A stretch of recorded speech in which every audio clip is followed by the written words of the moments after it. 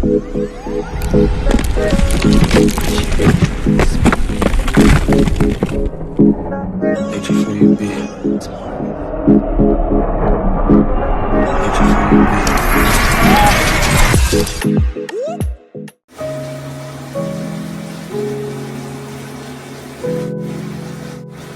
is a Trippy production.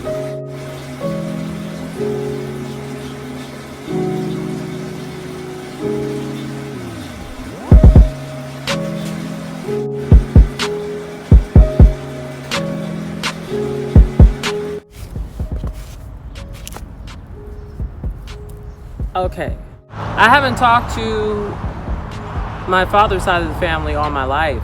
This is like, they're like new to me. Like, I'm getting to know them. And around when I forget how old I was, somewhere between 23 and 24, maybe no more than 25, I hired a private investigator to find my father, because I had his information. Like, I had his social security number. So it was an easy find, like a super easy find. So I'm like the one in the family who like connects everyone. Like, I like put people together. I'm kind of like the chosen one when it comes to that. Like, I'm just the one who I'm the one who finds the missing pieces of the family puzzle and puts them all together. Like, I'm the one who like finds these long lost people and brings them back into the family. Oh, we were looking for you. Here we are. Like, you're with us now, and we didn't forget about you, kind of thing. Like, that all initiates from me, and people realize that in the family. Actually, my brother just he just reminded me, because he knows that I was the one who found him, and found him and our sister Christian, and he knows that the reason why we're even talking is because I made that initial contact, and hired that private investigator. So yeah, there's something unique about me, and I just have to embrace it. Yeah, I just thought I'd talk to you guys about that, because I don't really talk, I don't speak too deeply about where I've come from. All right, I'll talk to you guys later. All right, bye. What's up? It's Curry Spice back with another video. I'm here in the bath, and it's been a while since I did a naked episode. So, about the naked truth. I wanted this to be something like a raw and uncut kind of episode. I was raised by my maternal side of the family, and then as I became an adult, the tables had turned.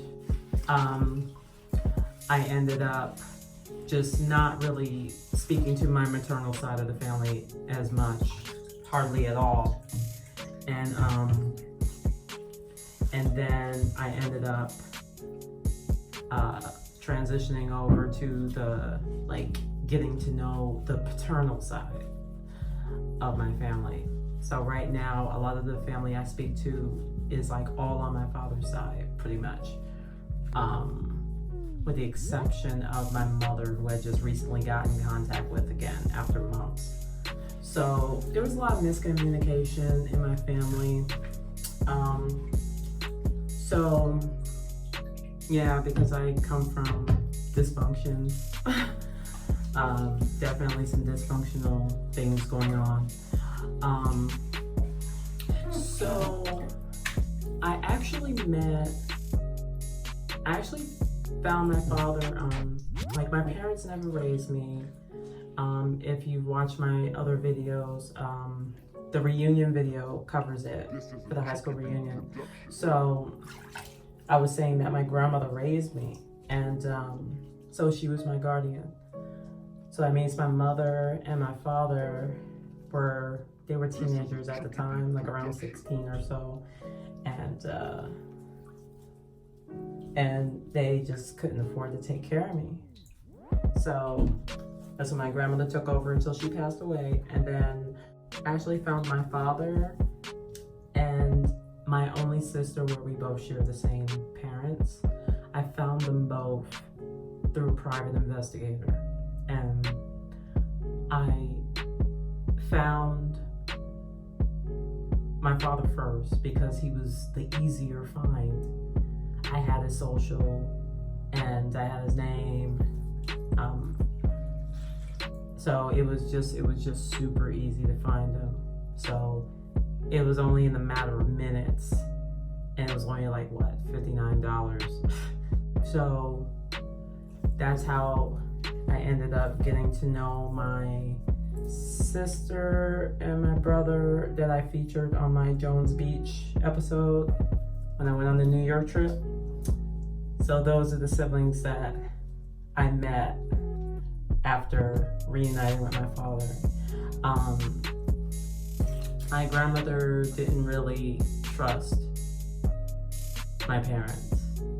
She already had falling outs with her own daughter, who was my mother, and that affected our relationship because whoever my grandmother didn't trust, I didn't trust because I trusted her judgment. So it's like one of those kind of things. And then my father was pretty much just shooed away a lot of my childhood. Like, I remember him showing up at the front door and just, no, I don't want you here kind of thing. That's my grandmother said. She just shooed him away. And I didn't really have much memory of my father as a child. I don't even remember any pictures with me and him. The only pictures that I took, or I think the only pictures that exist, as far as I know, are the ones when I went to New York back in, I want to say maybe 2014-ish. Maybe about 2013, 2014. When I went to go visit my paternal side of the family. There were some members from my father's side, and I met them, and that's when my father knew. He knew I was there, and he met up with me, and we took pictures. But that wasn't until my adulthood. My sister was a longer find. Finding her through a private investigator, it took maybe like roundabout, I'd say like a year and 4 months, or yeah, like just over a year. And I was nervous. I felt like I was just scared that she would just come up dead, or like I didn't know what the search results had for me. But that private investigator searched high and low for her, just searching endlessly, and I was scared. I actually did not eat. I didn't eat around the time she was finally found after all that time. And my private investigator, he said, okay, I think I found a person who fits the bill of your sister, and this is her info. And then I ended up getting the telephone number to some woman.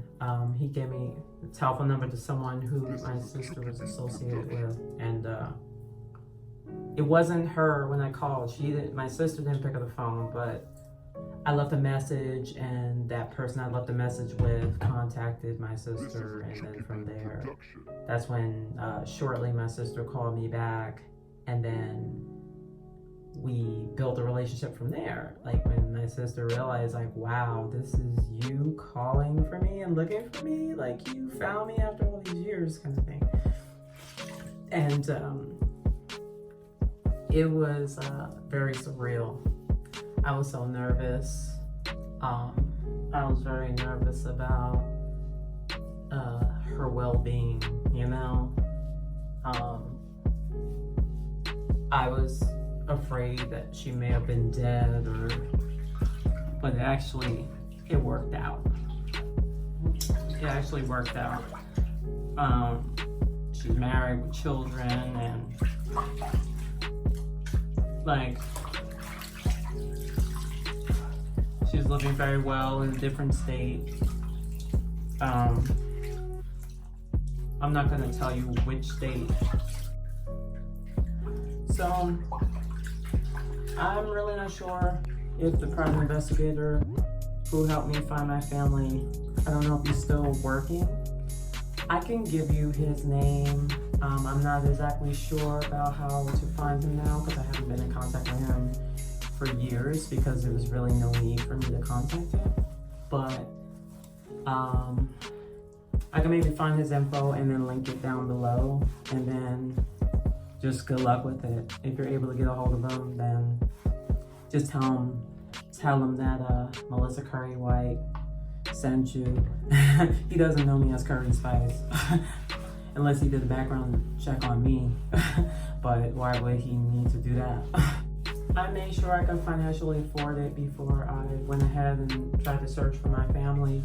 And you also have to make sure you're mentally prepared for it as well, because you have no idea what situation you're gonna find your family member in. You really don't know when you hire a private investigator to look for them.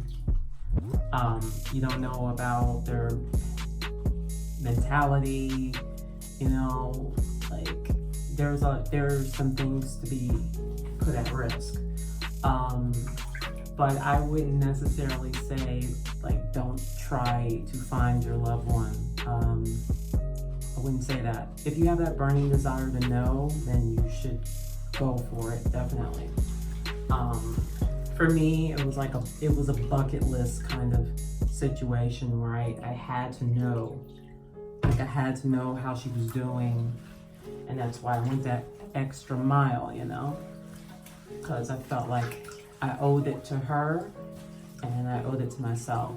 And part of it, yeah, it was selfish, because I remembered my sister as a child, and I'm not gonna tell you the whole story, because it's her business, but I ended up separating somehow, and but yeah, I found her, and we're very similar in personality. I feel like we're like twins. I visit her whenever I can. She's a very beautiful, beautiful woman. She has a big heart like I do. I am very, very grateful. Very grateful.